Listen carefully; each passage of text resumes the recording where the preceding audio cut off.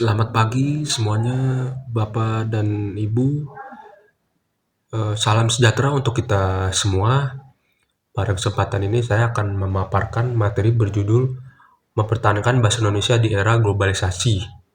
Bahasa Indonesia bukan hanya alat komunikasi, tapi juga identitas nasional, simbol persatuan, dan media yang memperkuat keberadaan bangsa di tengah dunia global. Hal ini sudah ditegaskan sejak Sumpah Pemuda 28 Oktober 1928 yang menyatakan bahwa kita menjunjung bahasa persatuan, yaitu bahasa Indonesia. Namun di era globalisasi saat ini, bahasa Indonesia menghadapi tantangan besar, domisi bahasa asing, pergeseran penggunaan bahasa di media sosial, serta kurangnya kebanggaan generasi muda menggunakan bahasa Indonesia yang baik dan benar. Di sisi lain, perkembangan dunia digital juga membuka peluang besar untuk mengangkat bahasa Indonesia ke kancah internasional. Artikel Republika yang menjadi dasar paparan ini menunjukkan bagaimana acara internasional AICIS memperkuat posisi bahasa Indonesia di dunia global.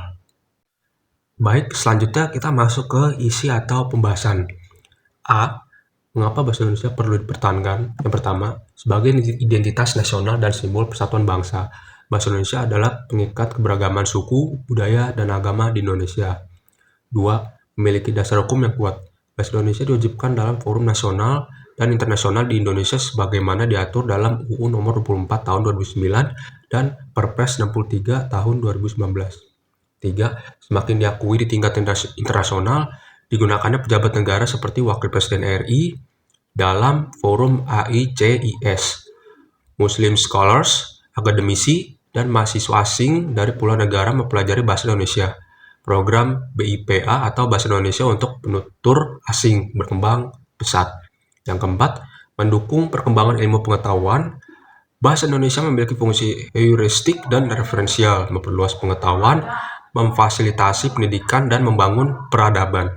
Selanjutnya, yang B, tantangan bahasa Indonesia di era globalisasi. Yang pertama, penggunaan bahasa campuran atau bahasa gaul dan serapan asing di media sosial. 2. Pengaruh budaya luar yang lebih dominan. 3. Kurangnya kesadaran generasi muda akan pentingnya bahasa nasional. Dan yang keempat, perubahan sikap bahasa akibat globalisasi dan teknologi digital. Yang C, langkah-langkah konkret mempertahankan bahasa Indonesia. Yang pertama, memperkuat penggunaan bahasa Indonesia dalam forum resmi dan ilmiah. Contoh seperti AICIS yang menggunakan bahasa Indonesia dalam pidato internasional. 2. Mengembangkan program pembelajaran bahasa Indonesia untuk penutur asing atau BIPA. Yang ketiga, meningkatkan literasi bahasa melalui media sosial. Generasi muda bisa membuat konten edukasi, sastra, atau informasi dengan bahasa Indonesia yang baik. 4. Mengimplementasikan peraturan kebahasaan secara konsisten, terutama dalam dunia pendidikan, pemerintahan, dan publikasi resmi. Yang kelima, mendorong kebanggaan berbahasa Indonesia melalui perayaan Bulan Bahasa, lomba karya tulis, kegiatan literasi kampus, dan gerakan penggunaan bahasa Indonesia yang baik dan benar. Dan yang keenam, kolaborasi antara pemerintah kampus dan masyarakat untuk mengadakan seminar, workshop, dan pelatihan penggunaan bahasa Indonesia secara profesional. Dan yang terakhir, sebagai penutup, perlu kita ingat bahwa bahasa Indonesia adalah identitas jati diri dan alat pemersatu bangsa. Di era globalisasi, kita tidak hanya berkewajiban melestarikannya, tapi juga memperkuat posisinya agar tetap kokoh di tingkat nasional dan semakin dikenal di level internasional.